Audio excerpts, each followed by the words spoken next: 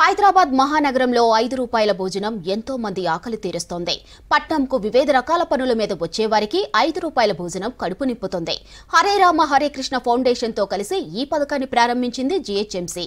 ఇక మంచినీళ్లు, కూర్చోవడానికి సరైన వసతులు లేక ఇబ్బందులు పడుతున్నామంటున్నారు పబ్లిక్.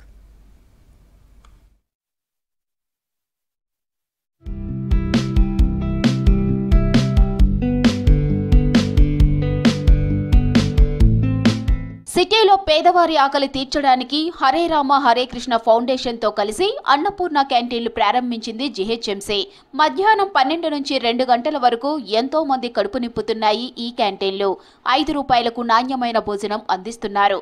అన్నం, కూర, సాంబార్, చట్నీతో పాటు బుధ, గురువారాల్లో వెజ్ బిర్యానీ ఇస్తారు.